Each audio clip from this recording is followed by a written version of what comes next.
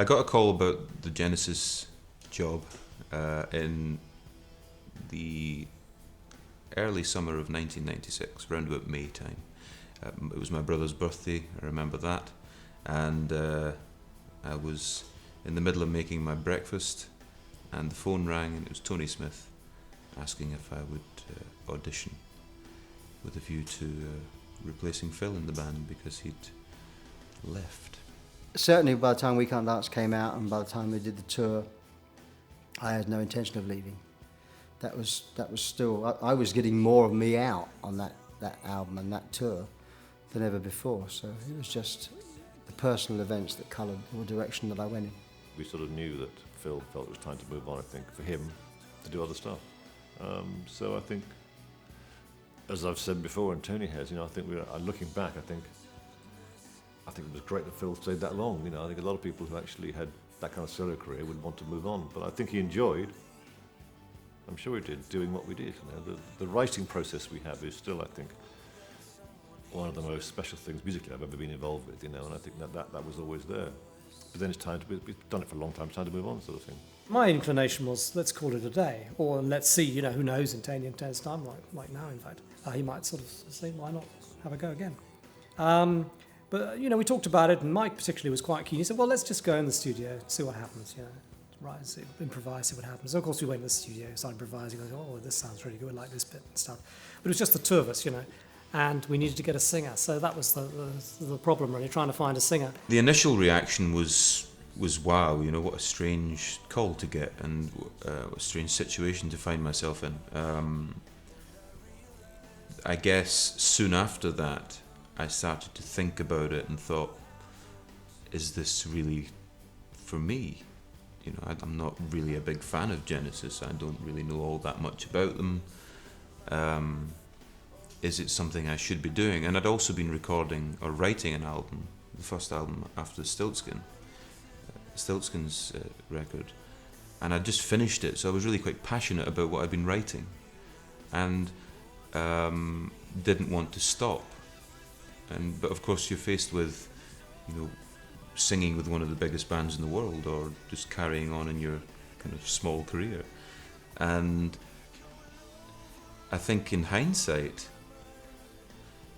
a big part of me wishes I'd carried on with my career.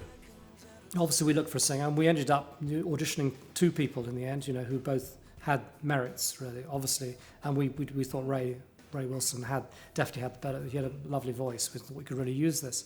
But he did come on board a little bit late, and some of the songs were sort of written before he came on, and I think we'd have done it differently, because his voice is just different. It didn't necessarily lend itself to some of the things we'd written. We'd written, as we normally had in the past, for a voice more like Phil's, and a few things didn't work so well that way.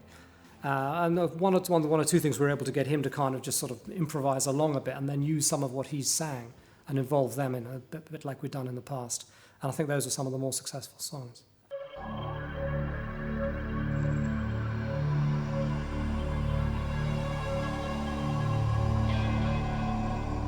I think when we were writing, the one drawback we had, writing as a two-piece, as if we were a three-piece, I think was quite difficult to do, looking back on it. Obviously I write on my own all the time, as does Mike, and you do all this sort of stuff, and it's not a problem really, because then you can go anywhere you like and you can do anything you like. When there's only two of you, sort of one of you's got to kind of hold down the riff and sort of whatever it is you're doing, some basis to work with, and the other guy's got to do everything. And if he runs out of ideas, it's a bit like nothing happens. Whereas if there's three of you, and one guy's going, another guy suddenly takes over and does a bit, another guy does this, and it works very well. And I think although, there were some moments that worked very well on this record, I think, a couple of times we did find that. I think it's slightly less, there's less musicality on this album than there might have been just for that reason, I think. I hadn't quite realised that in some ways I think Tony and myself, musically, are much further apart than I really thought about it.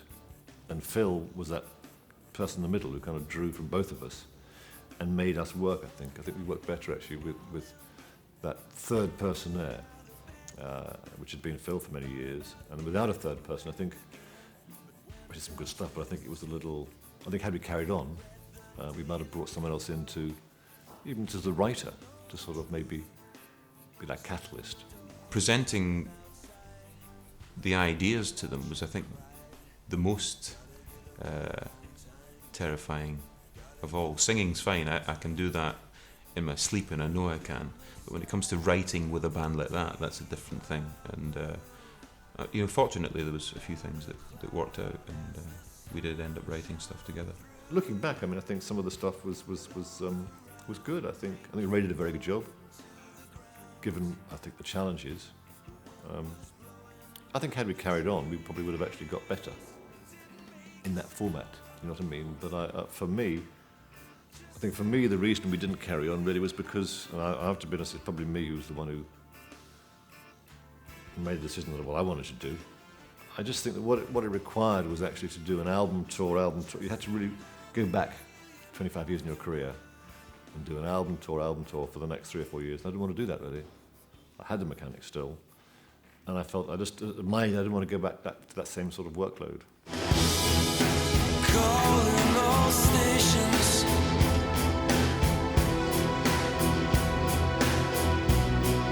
Can anybody tell me exactly where I am? My favourite song on Calling All Stations has to be the title track. It just had an energy about it. It just sounded like an authentic Genesis song to me, and I sang it well. Really, really enjoy that song. Yeah, I think the opening track was meant to be sort of something that showed our the dark side, and that kind of melody really suits Ray's voice, I think. It was like the Mama track on the album. Mama was always one of my favourite songs, and Calling All Stations for me had that same drama about it. Dramatic kind of traditional Genesis, I suppose, in terms of the chords and the rhythm and everything about it. And then, vocal that's sort of, which is sort of, again, not rare for us, which doesn't really repeat all that much. Perhaps echoed slightly more earlier Genesis, this sort of feeling with Ray had a very dark voice, And I think towards the end of the song, it really lifts. It gets fantastic sound about it. I'd like to have lifted a little bit earlier on. I think that's my only feeling about that song. It needed to lift a little earlier. But it's still, I think, it's still sort of song I'm proud of. I think that works really well. I remember with these songs, I'd sing them 2 or 3 times, and then Nick Davis would kind of comp it together, the best from each take. Calling All Stations, the last take I did, I seem to remember, was the one that just took everything I had. I was singing from the pits of my stomach, and singing that song live was a real challenge, a bit like Mama was for Phil. I think he sang that in the studio. It sounds amazing, but try reproducing that one live. It's hard, and Calling All Stations was like that for me.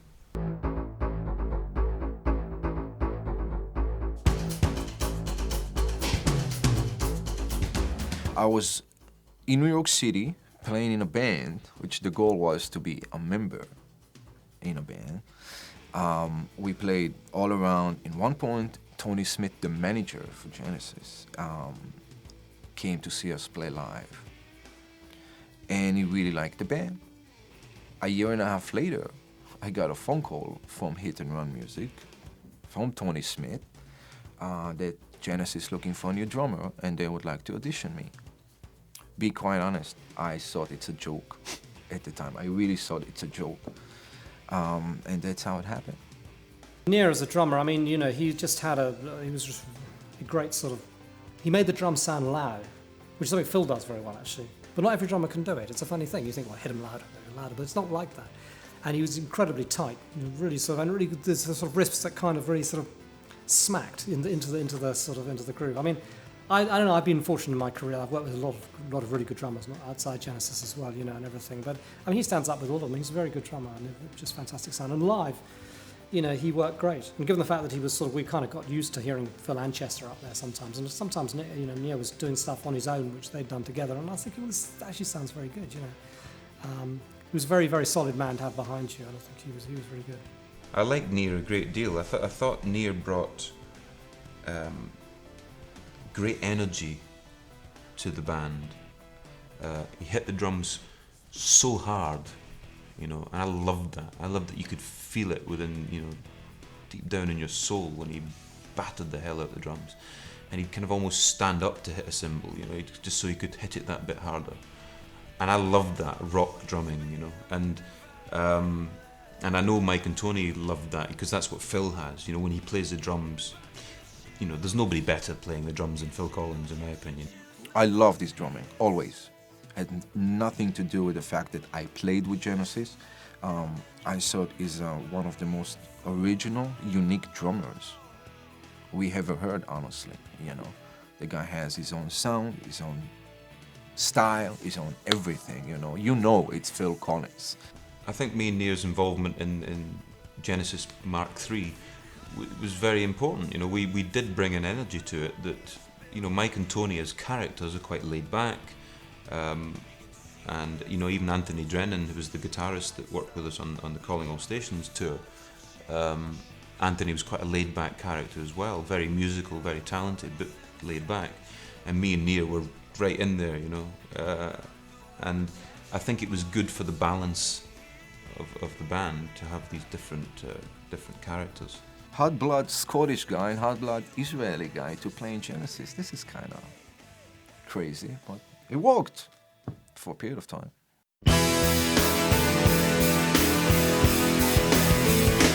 Don't talk back to me.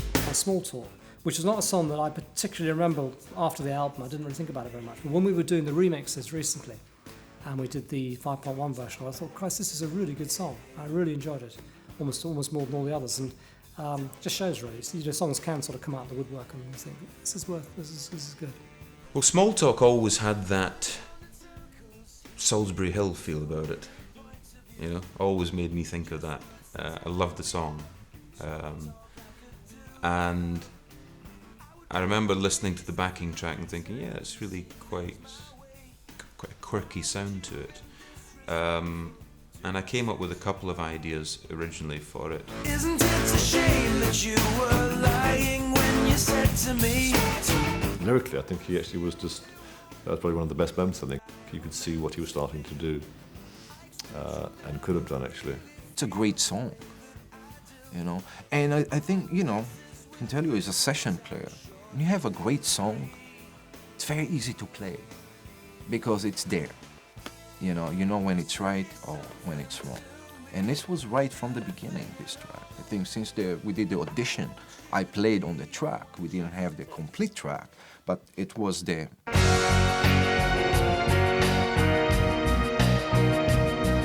One of my favourites was Shipwrecked.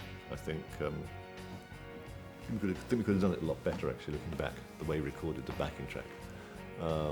But it's a very, very nice mood, and I like the title. He says, well, he wrote it. It's a nice title, Shipwrecked. I think if you had a producer, I mean, Nick's an engineer producer, Nick Davis, but had we had a producer who was more of a producer in terms of trying to get ideas and develop songs, we probably could have done a better version of that, I think. It's a song again which started off with a little.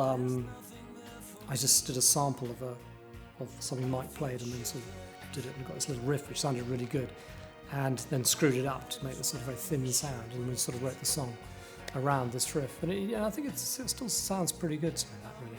It's an interesting song, but yeah, it's a good track, and it fitted the style, the way I sang, and you know, I made that song my own.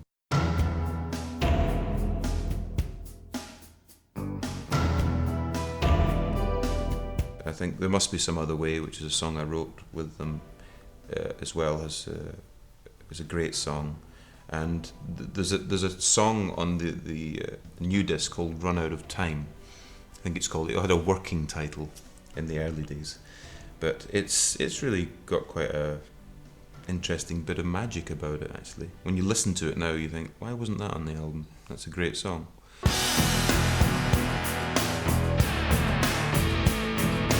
Drummer point of view, of course, the rhythmic, you know, Congo was a lot of fun. You know, has this rocky, funky-ish kind of groove, and of course the dividing line. It's as a drummer, you know, it's like being a kid in a candy store. You know, it's like, you know, doesn't happen very often that people tell you, okay, you can hit whatever drum you want on this song. You know, usually less is more. And this particular one, it was more is more, you know, that was a lot of fun, this song.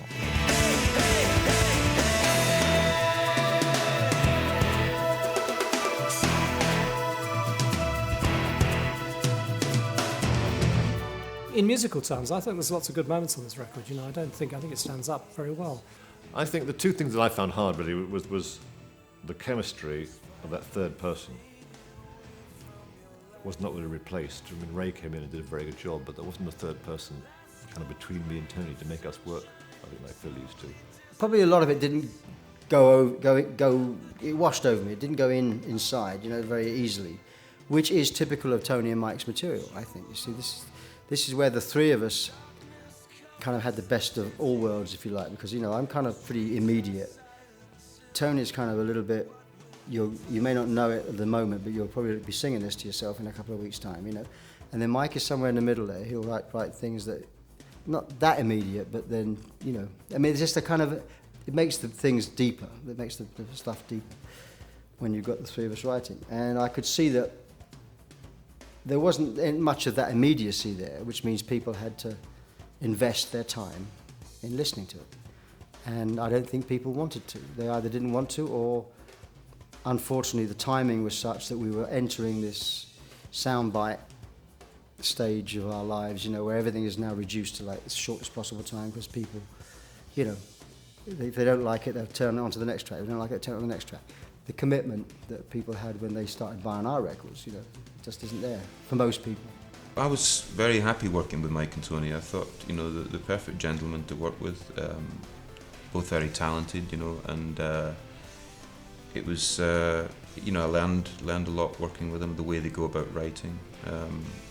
So yeah, I enjoyed it. You know, I was always looking forward to writing the next album with them, because I felt we could have started the whole process together rather than me coming in late on and throwing some ideas in there. I think if we'd started the whole process together, could be quite interesting. People forget, you know, Pete left in 75, you know, that career was small, well, great fun, but small, whereas the next 30 years were sort of, 25 years were a big part of our career. You can't, the only way you can replace history is by giving more history, and that takes time. I'd like to have worked with Ray on in a studio from the word go. It would have been interesting to try to write for that voice, so with a different approach. And I mean, we did even consider the idea of perhaps you know, using both Nia and particularly Nia, I think, and Anthony Drennan as well. And I think he's a great guitarist. I really liked different kind of guitarist to what we've used in the past, but it's still a really, really lovely style. And the idea of, you know, using them a bit on the album as well, rather than, you know, sticking with just the three, would have been quite interesting to do. But, you know, there comes a point sometimes you've got to sort of, the writing seemed to be on the wall, I think, and we just sort of read it and thought it's probably time to sort of just give it a bit of a break.